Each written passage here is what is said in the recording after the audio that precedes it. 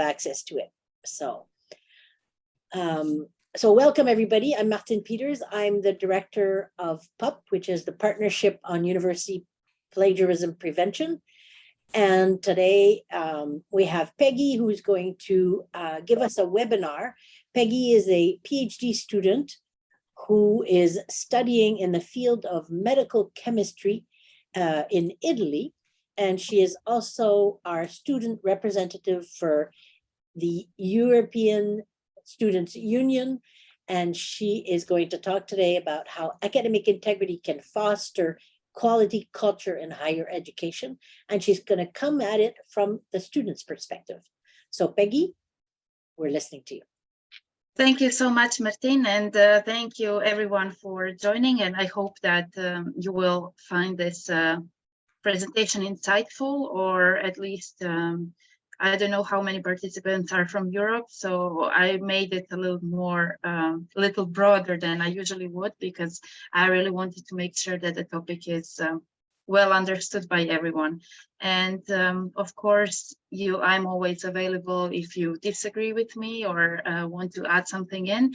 This is perfect for me because later I can use it and work on it through the European Students' Union's perspective.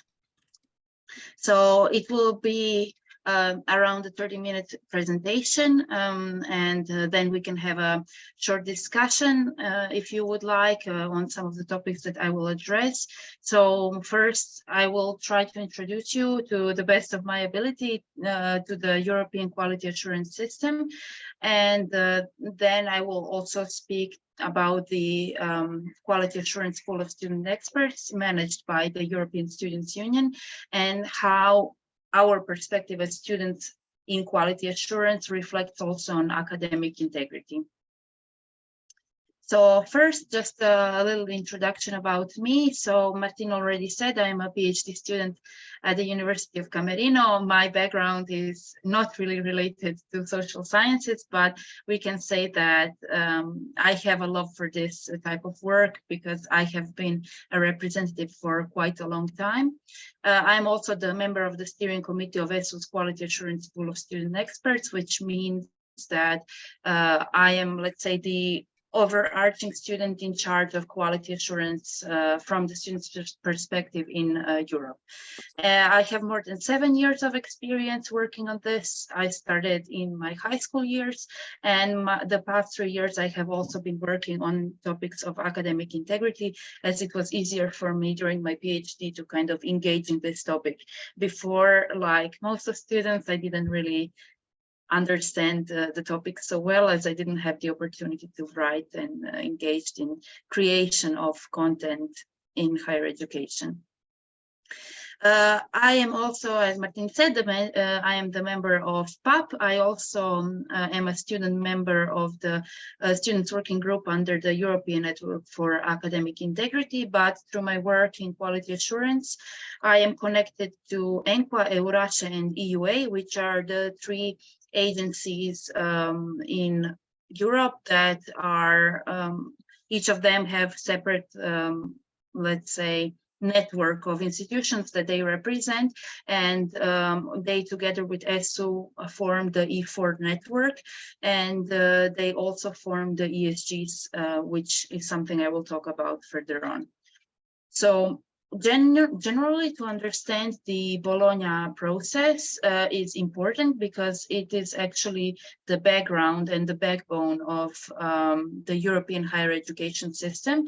So this process was established in 1999. So currently it's in its third decade, and the European higher education system based on joint values, quality criteria, and standards is something that we can describe the Bologna process as.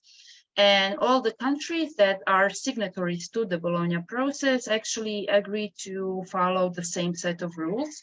So they had, all the institutions had to introduce a 3-cycle higher education system. So this would be bachelor, master level, and then the doctoral studies, which is the highest level of education. They also need to make sure that the mutual recognition of degrees is applied, especially when it comes to mobilities, but also when it comes to the recognition of international or past competencies.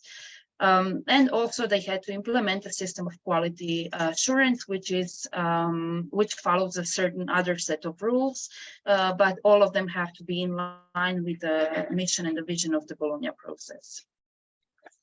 The Bologna process also established the European higher education area that currently has 49 members.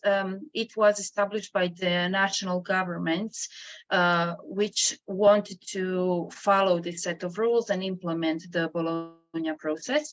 They have some sort of general commitments that they pledge that they will implement, and then there are the educational reforms that they agree upon. So there have been many ministerial communiques since 1999. They're held every 2 years, and the last one was in Rome in 2020, and this one specifically highlighted the importance of academic integrity. As I said, so there is this 3-cycle higher education system, which has these 3 degree cycles. And based on these cycles, we have different levels of education. So there is something called the European qualifications system. And this is the framework that defines these different education levels and kind of gives a category to them. This is an effort to make sure that if you finish, for example, a bachelor level in one signatory country of the European higher education area and you transfer to the other, that in a way you would maintain the same level of the European qualification, and it should be easier to recognize which level of education do you have from within the EAGA.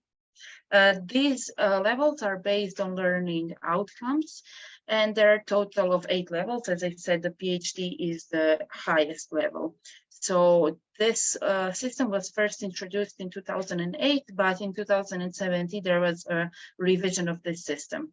And based on the European qualification system, each country of the EAGA had to develop their own national qualification systems or national qualifications frameworks, which had to align with these levels here and kind of serve as an explanatory document of how to transfer the degrees from the national spectrum to the European spectrum. Mutual recognition of qualification under the Bologna process is assured through this document here, which is the Lisbon Recognition Convention. And this is the convention that is supposed to make sure that there would be automatic recognition applied between those countries who have signed the Lisbon Recognition Convention. However, as we know also from the Bologna follow-up groups on Lisbon Recognition Convention, that this is quite hard. So institutions, even though there are mechanisms in place to assure them automatic mutual recognition, in fact, the institutions don't trust each other enough to do that in practice. And this is something we see quite often, and it's causing quite a lot of problems. But now in 2021, I think, there was this multilateral agreement of the Baltic states and the Benelux countries, which made sure that those higher education institutions who come from these countries can implement without fear and with the trust between these institutions, this automatic recognition process. And what was good through the Lisbon Recognition Convention is that we got common values. So we got not only the European qualifications frameworks, but also European credits transfer system. So this would mean that, for example, for the bachelor level, you have to have, let's say, 180 ECTS points. So this means that you have to achieve certain learning outcomes to get these points and to pass to the next level of education. And also there are credit transfer systems for vocational education and training, so not only the higher education. We also have micro-credentials. This is something that has been a discussion for the past few years. And this is the recognition of credentials which are issued by third parties, so not the institutions themselves. And this is something that isn't usually done at the national or international level, but individually by employers or higher education institutions.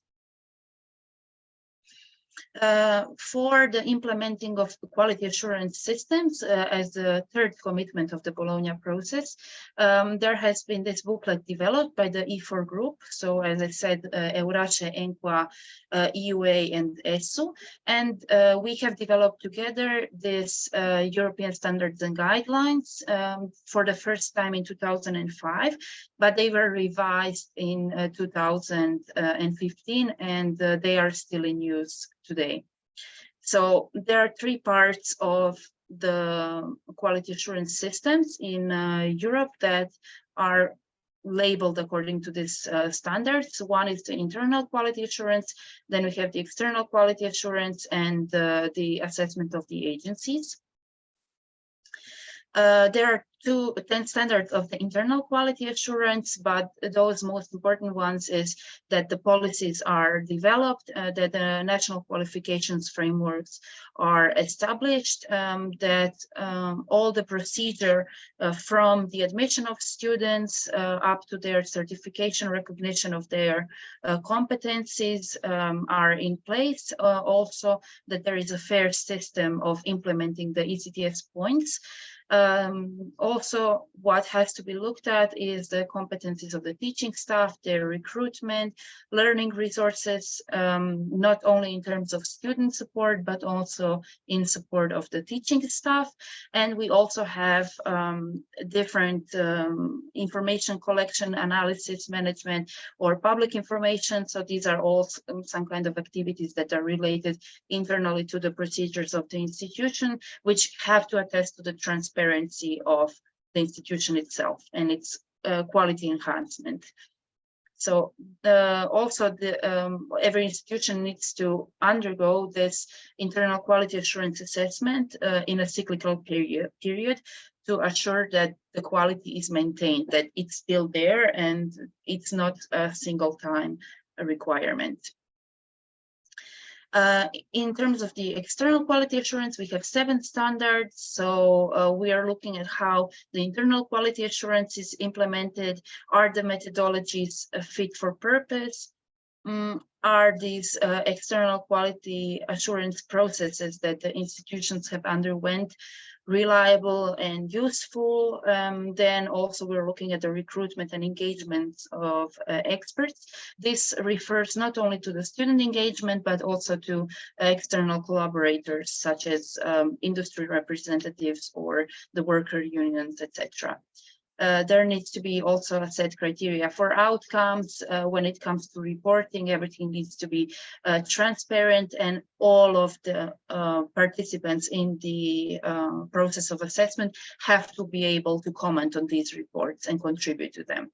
And then we have the complaints and appeals procedure, which also need to be defined and well implemented. When it comes to the assessment of the agency, it's necessary to see that the agency implements the processes that it requires from its members as well, that it has an official status, but it needs to be independent from any sort of political, but also academic influence.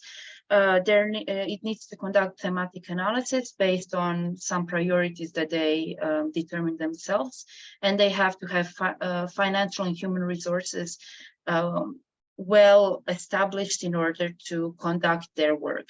They need to have professional conduct, and also they need to undergo cyclical external quality assessments.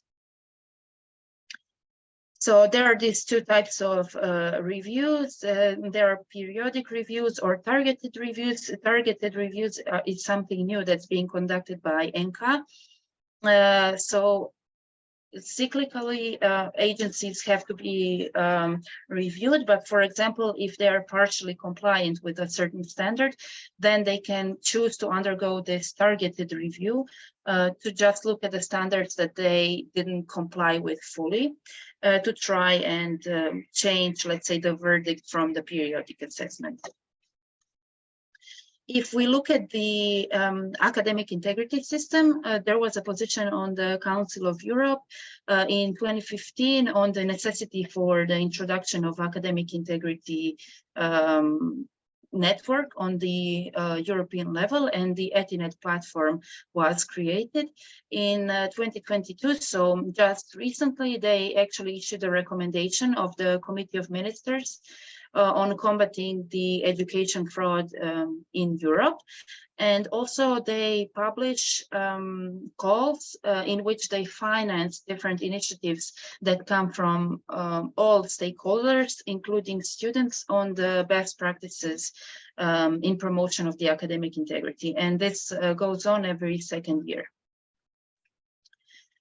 If we look at ESU and how this is related, how ESU is related to these topics, European Students' Union is an organization representing over 20 million students coming from 46 student unions. And this is a total of 41 European countries. And all our members need to follow a certain set of standards that we also require as an organization and are required to do and to check in line with the Bologna process and also the values of the EAGA. We have 1 president, 2 vice presidents, 7 executive committee members, and we have 2 specific pools, one of which is on quality assurance, and this is the pool I am a member of. And we have different types of events also that we organize, and many, many partners. The Quality Assurance Pool of Student Experts was established in 2009, and we are promoting and developing the student participation in quality assurance in Europe, but we also had collaborations with other institutions depending on the agency, because the agencies are sometimes invited to do evaluations of different type of institutions. For example, Chinese higher education institutions, there were many Asian ones as well, and also African more and more. The pool is renewed every year. All the students can be members, or even recent graduates if they were at the time when they were applying for the pool a student.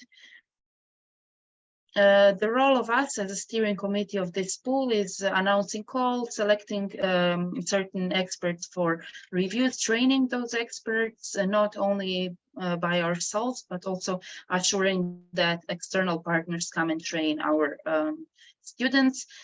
We signed the memorandums of understanding with some partners that we have as an institution, and also we make sure that the documents of the QA pool are well kept and that they are transferred also past our mandates to our successors. We also have the responsibility to represent ESU externally, and we can facilitate communication between ESU QA pool members. So when we look at the link between the academic integrity and quality assurance, we can see that in the European standards and guidelines, it's mentioned that in the policy for quality assurance, that there is a need for the policies to be vigilant against academic fraud. And also the QA agencies need, when they are assessed externally, demonstrate that their activities have certain level of integrity. And the agencies also, on top of this, need to pay attention to the assurance of integrity and the enhancement of it on their internal level, but also in relation to their external activities. Also, as I mentioned before, in 2020 Rome communique, it was reinforced the need for the robust academic integrity by higher education institutions and the authorities in higher education. And also it is mentioned that academic integrity is one of the fundamental values of the European higher education area. So based on all of these I would say requirements or all of these observations, we would expect that the academic integrity is addressed well through the existing quality assurance systems. But in reality, this isn't really the case. And this is something that I will talk about more. So what are some of the issues and how do the students see that the situation can be improved? So we currently, as ESU Pool, have more than 70 experts in quality assurance who participate in the external quality assurance assessments. And we have discussed through our trainings on academic integrity in QA, how actually is how well integrated academic integrity is in terms of practices, but also policy in quality assurance. And what we found out is that most of our student experts who haven't yet reached either master or PhD level haven't had any experience with academic integrity practices. And it was almost impossible for us to make the conclusion based on institutional or agency reporting. So how it happens is that usually when we are doing this assessment, it is considered that the institution has academic integrity if the practices seem transparent, but no one is actually checking whether academic integrity is good, does it exist or not. And sometimes even the bodies for academic integrity aren't well established or well functioning at the institutions, but there are no certain criteria through which we would specifically assess these policies. Also, there is a diverse coverage on academic integrity in ECAR. So if we look at the European Quality Assurance Registry, so it's a registry where you can find all of these assessments done at the European level. You can just open any report and check where academic integrity is written in, and you will see that mostly it's mentioned through a sentence or two, but there isn't any attention put to this topic, even though it is a requirement by the ESG to demonstrate that the institution has academic integrity. Also, the students said that they could be quite biased when assessing academic integrity, especially if an institution has a certain prestige to it. Then the students are more they would believe more easily that the institution has academic integrity. And also, for example, some of the countries which are perceived as having high quality of education aren't actually questioned on their academic integrity. It is something that is perceived as already integrated if the policies for QA are well developed. And also, some students don't put much importance to this topic, so then they wouldn't even pay attention to this during their evaluation. So when we are addressing academic integrity in the context of QA, we see that this is quite rare. It's not considered too relevant, and it's not prioritized in terms of data collection. That's why we cannot even say whether it is important or not, because there is no data on it. And also, experts usually during their trainings never receive a certain background on academic integrity to be able to understand better what they should be assessing during these evaluations. And also, some of the students mentioned that this is a topic that's quite uncomfortable to be brought up, because you are supposed to claim as a student that something has or hasn't integrity, especially on an institutional level, when you yourself might not be so comfortable with the topic. And then it's not something where you have a certain set of standards and you can just check whether they are fulfilled or not. It's more of a topic for discussion. It's more relative than practical. And how did the students say that they see that the changes can be done is just by raising the awareness of the importance of academic integrity.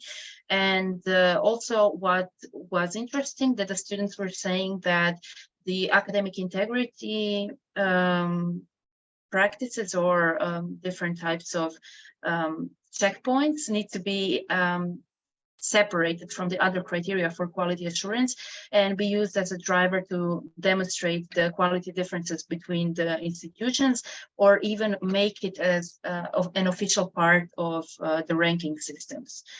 And also that the QA experts should be better trained to understand the academic integrity values. So how can academic integrity foster quality culture? The students think that academic integrity could increase this interinstitutional trust and could allow for better recognition procedures and better trust between the institutions that undergo the recognition procedure. But also it would be quite useful to develop some sort of the academic integrity index system where the students would be able to see the rankings also for academic integrity in terms of institutions. And also students would like to be involved in this topic, but what we saw from them is that they don't necessarily want to be actively engaged based on their experiences, but they would still like to keep track of the processes and at least through some boards or participation of student representatives in different boards on academic integrity to understand what is happening in this regard and what the institution has been doing. So we wrote 3 different levels of improvements that we could see being conducted in terms of academic integrity in QA. So internal quality assurance, external, and on the level of agencies. So in internal quality assurance, we see that there is a need to make sure that the academic integrity bodies are operational and even existing at the institutional level, that the experts should be trained in such bodies at least once a year or when they join these bodies for the first time, that there should be developed and implemented practices for academic integrity upkeep among the student population, but also among the staff at the universities.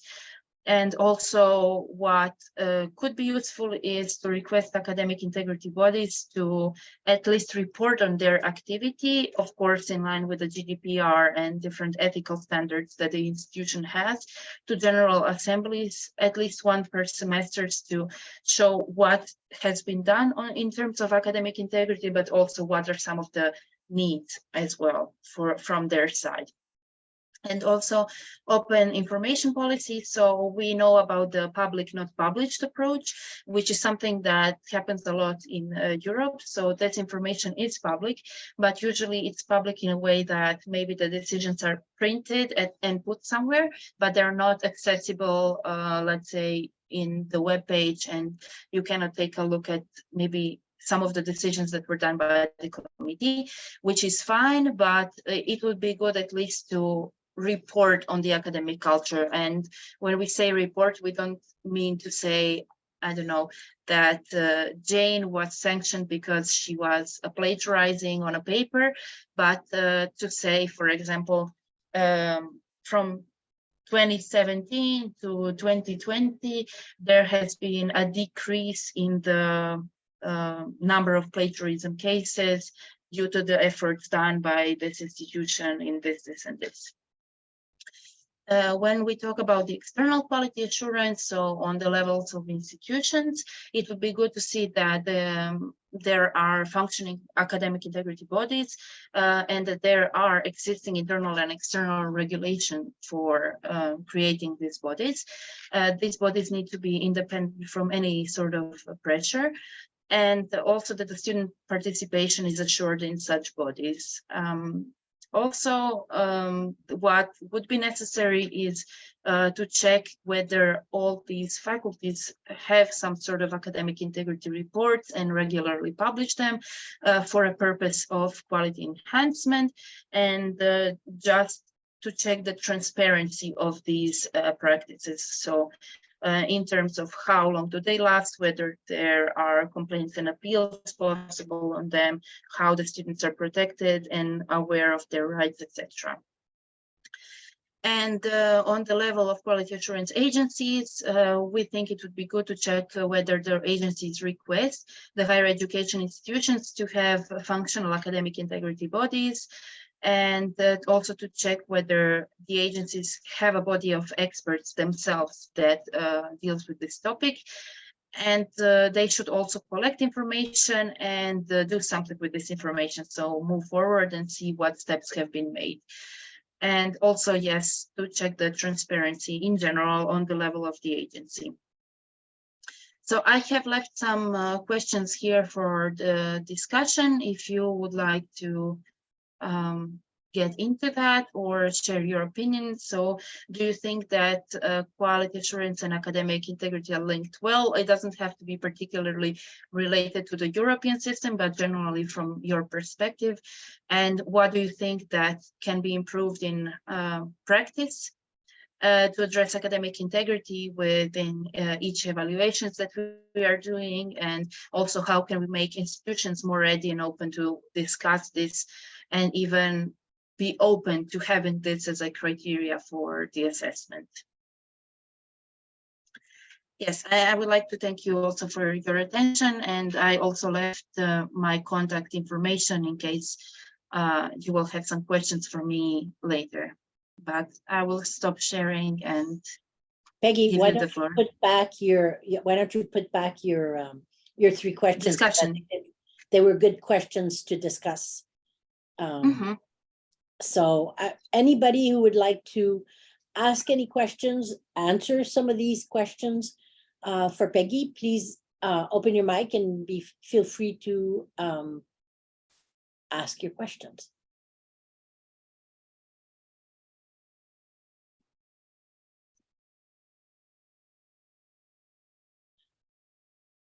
I have one then. I'm not sure it's a question for Peggy, but it might be a question for our participants here. Okay, Sylvia, go ahead. I'll come back with my question afterward. Go ahead. Oh, okay, thanks. Yeah, I have a question. Peggy, I was curious when I saw the topic of your talk, and I understand things work differently in the EU than here in Canada, where I am. But I'm just looking at it from a theoretical perspective. In regard to your first question, I don't see a link between quality assurance and academic integrity that I would want to encourage. In other words, there might be a link between QA and academic integrity, but I don't think I'd want to see that encouraged in the university. And as a philosopher, I'm looking at it from a very idealistic perspective. So, I mean, I see academic integrity as a value we want to instill in the students and so forth, but I wouldn't want to see that as part of the quality assurance review, because I would see that as being taken over by administration, and then the whole idea would either get watered down, so it was really kind of a meaningless task, just another task for people to do, especially instructors, or it would be, if it wasn't just another task, the very idea of what it means to have academic integrity would be maybe not just watered down, but maybe misrepresented, in fact, so that the very idea of what it meant to have academic integrity would have so little meaning that why even include it as an evaluation. And I would hate to see either happen. So I'm just thinking, what are your thoughts about that? Yeah, actually, I really appreciate your point of view. And I think why it kind of got linked with us, like with the quality assurance, is that there are no other standards or a way to check these things. But we have noticed that there are institutions that have problems with it. as universities. So then it was also a type of discussion like, okay, this is mentioned here, but it's not really checked who should do that. And then you realize that the policies, especially across Europe, and what Ina also has been, there was even a project a few years ago that where they tracked all the policies on the European level, and they're so different, and each national system is doing something else, but not even that. There are even no national regulations. So there are practices just so mixed between different institutions that it's impossible to even reach a certain conclusion on anything, especially like in terms of student participation and student involvement. And I think that the students who were in QA were a little more interested in the institutional practices. So for us, it was kind of easier to step in contact with them and discuss this topic than maybe to reach individual students, because usually they don't know. But I agree with you, if there would be functioning bodies, or if there would be anyone who would on a kind of the European level try not to harmonize, but at least write what the steps should be for institutions, then it would be easier to follow it with that. And I agree that maybe QA shouldn't be the right spot to track this through, because as you said and noted, that the persons that are in these bodies don't really have the expertise to look at this topic, and then they just glance over it, which is also what we see. But at this point, there is no discussion. So I think for us also, we saw it as a first point to stress the importance of discussing this topic.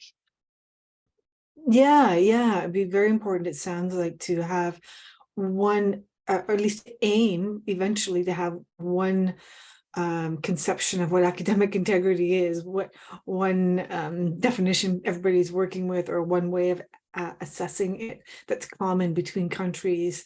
That would seem very important. I just have one question.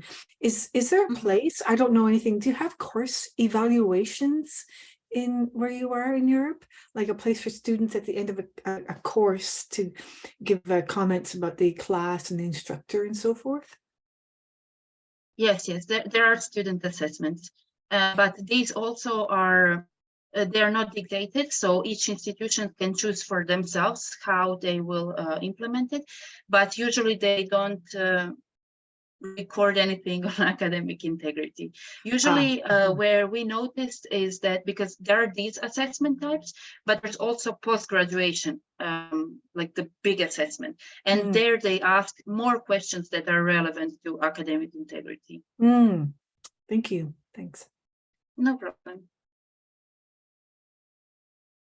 There's a comment from Tanya in the chat saying, Sylvia, I agree with your point about skepticism, but I feel there needs to be some link to ensure institutional reputation is maintained. What do you think about that, Peggy? Yeah. That there needs to be some link between quality assurance and academic integrity. Yeah, I think it is important that the academic integrity speaks of the quality culture, but also I kind of agree with Sylvia that it's not necessary that it is done through the quality assurance system. But I also honestly think, because maybe personally I'm quite against ranking systems, because sometimes they're quite pointless, because the institutions fill out these themselves, and sometimes the institution can refill or overfill things. So I think that the academic integrity index, where you could see actually how much how valued the research is in respect to how much research do we have, would be quite more relevant for us, and as students. But yeah, I agree that academic integrity, in my opinion, does speak of the quality of institution, but how it is done, I think, still needs to be discussed.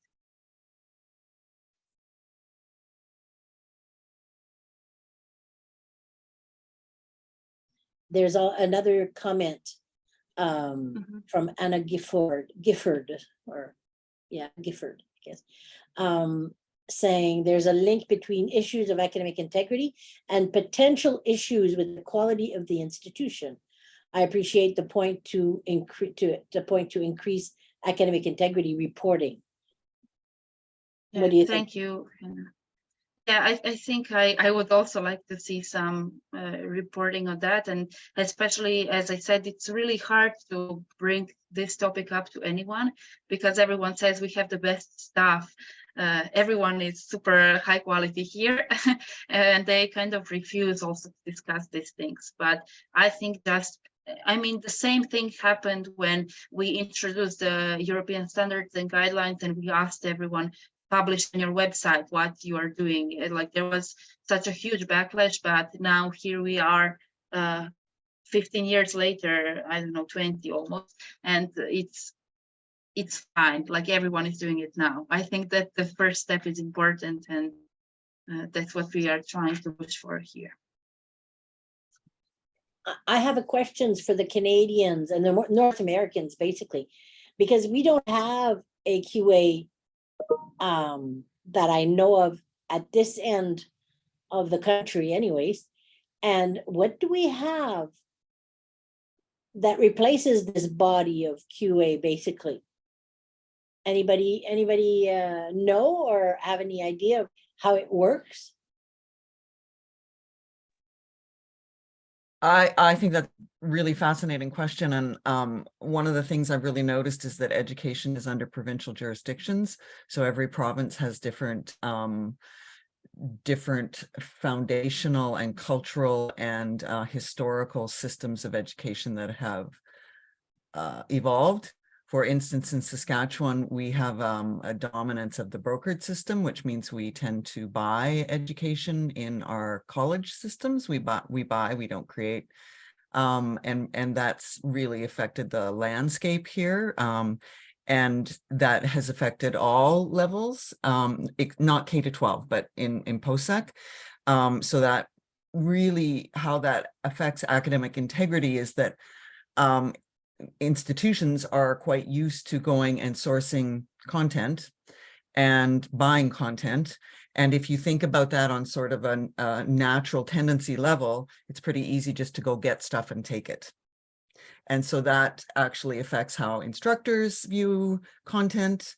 And when instructors are not modeling academic good best practices for their students, how can they possibly expect academic integrity from their students? So those issues are really interesting, and I'm a Nova Scotian, came up in a Nova Scotian post-secondary environment. Lots of post-secondary institutions, very high sense of academic anyway, and then came to Saskatchewan, different system. So you really see it when you're in different provinces. Anyway, that was just my comment on quality assurance. Yes. And Allison says that they have a quality assurance in Ontario to approve new programs, but there's no such thing for because we have the same thing in Quebec. New programs just can't appear magically. They have to go through a process of evaluation. Mm-hmm. But is there a process of evaluation once things are in order, once things are existing? That's my question. I think there's like external departmental reviews. Those seem to happen every 4 years or something, it seems. Yeah, 5 years here. 5 years, yeah. I think all universities in Canada have that, but they don't assess for academic integrity, I don't think. I don't think so either. We have the program review system as well. And I'm going to talk for Quebec, but in Quebec, we have reviews, but reviews are done pretty much internally. So we're not really, sometimes there's an expert that comes in and looks at the program, but there's no such thing. I don't think I've ever heard the word academic integrity pronounced at those meetings. So we are almost at the same level then. Ours is written somewhere, but not used, and you don't have it. And so I'm gonna jump to question number 3, because basically that's what we want. How do we get our institutions to become more open and more ready to discuss academic integrity? And we don't want to know the number of cases of plagiarism. We want to know, what are they doing to promote academic integrity?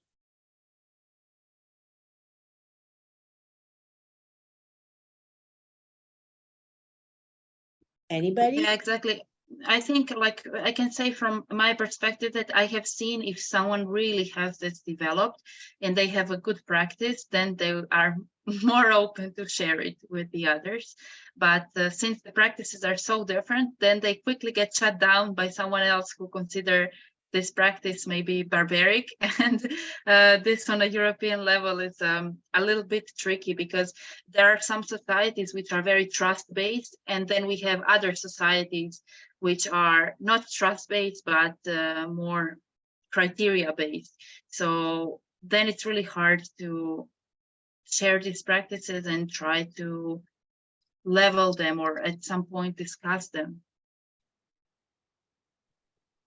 So I think we can't, this is something that the administration would want to take on, because they do quality assurance. And I think that it'd be best to keep it away from administration. Maybe that's a way of addressing the skepticism. So, but unfortunately, that means more work on instructors, which we don't want. So it's going to be difficult, I think, to have academic integrity assessments at each institution. You might just have to have like a countrywide kind of task force that had individuals from each institution or something. I don't know how it would work, but it seems like it's very challenging. Yeah. it is. I've no idea how we can make this a priority, because I mean, it's not just discussing it, it's making it a high enough priority that it will be there by default, which it isn't right now. Yeah.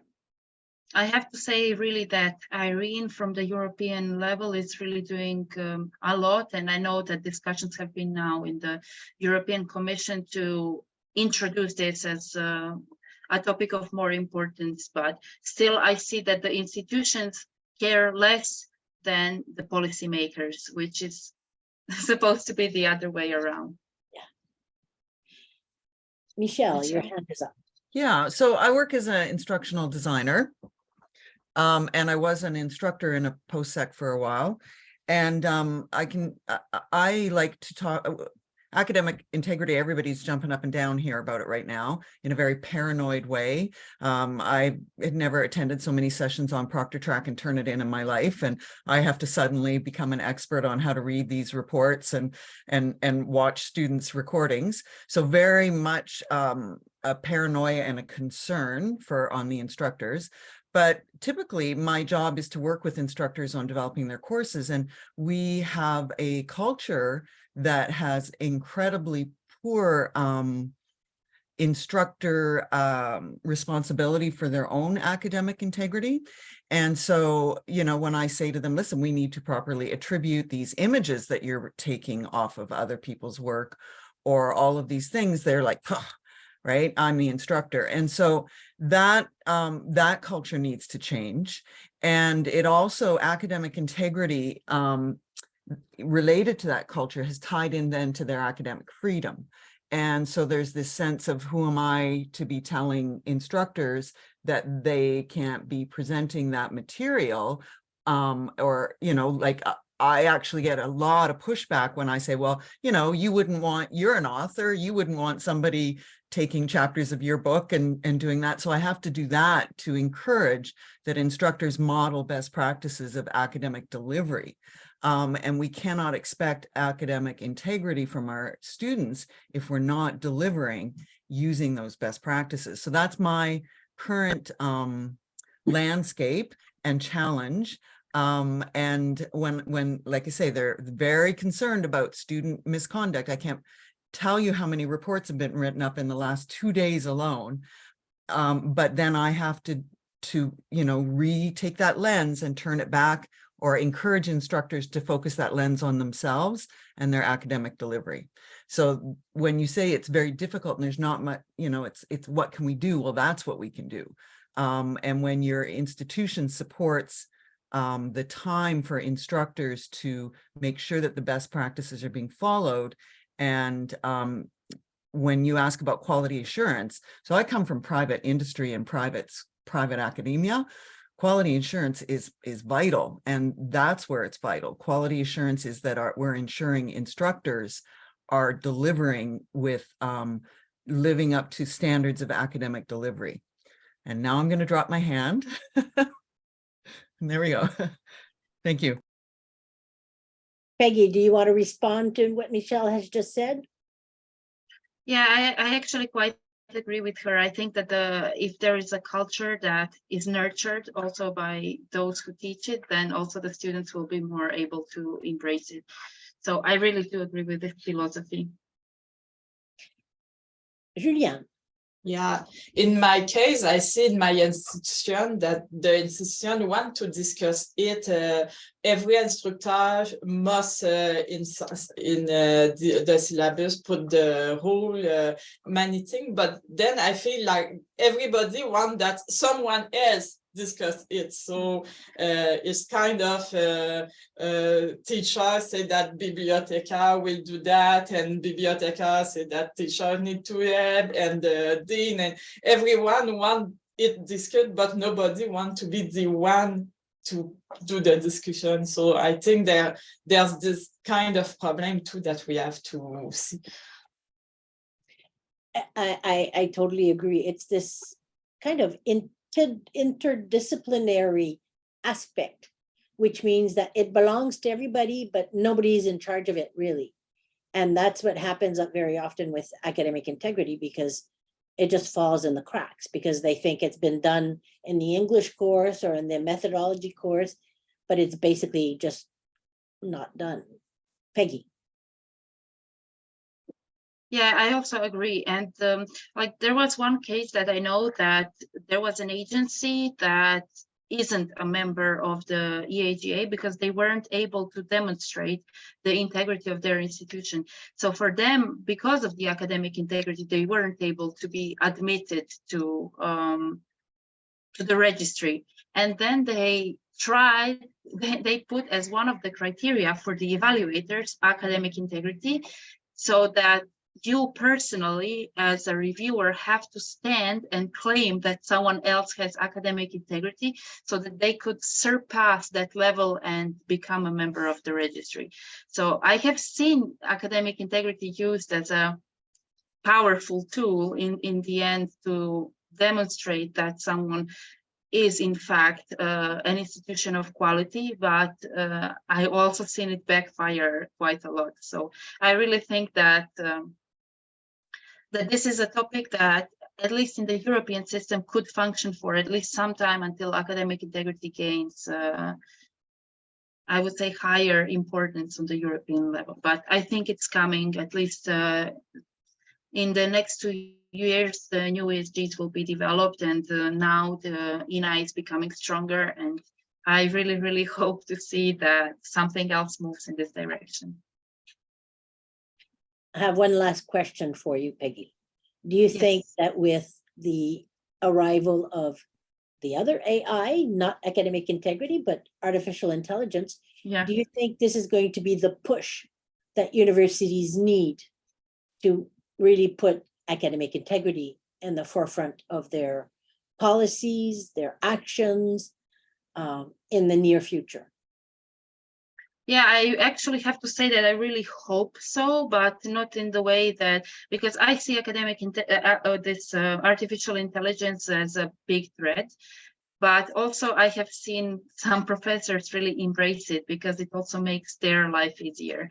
So I think that there needs to be also a collective push from the policymakers in order to really make sure that everyone follows in these footsteps. But I really hope so, because yesterday we had this discussion within ENI how important it is to limit the use of the artificial intelligence, especially in creating content, or in creating written content. So I hope that they see it now, because also proctoring was a very big deal. And then somehow it got swept under the rug and no one discusses it anymore here. But I'm glad to see, at least in Canada, it's still a very important topic. You're muted. I was just saying, I think it should be a very important topic everywhere. And I especially want to thank you, Peggy, today for coming to give us another way of looking at this important topic from the student's point of view, but also for us Canadians to hear about what's happening in Europe. And I think that's always valuable to see what's going on elsewhere. So thank you very, very much for this very interesting session. Yeah, thank you so much, and for having me and for giving me the space to share my ideas, but also for the nice comments that you received, because I think in general, I am the chair of the European Quality Assurance Forum, and we always discuss academic integrity as one part of this. So for sure, you gave me food for thought, and I will recollect some of this information received from today, surely for the forum. Thank you very much. Thank you very much, everybody, for being here today. And don't miss our next webinar, which is going to be in French and is going to be, Nathalie, on the, I can't think of the... March 15th. March 15th. So on informational skills and their link to integrity. So that's on the March 15th. Thank you very much, everybody.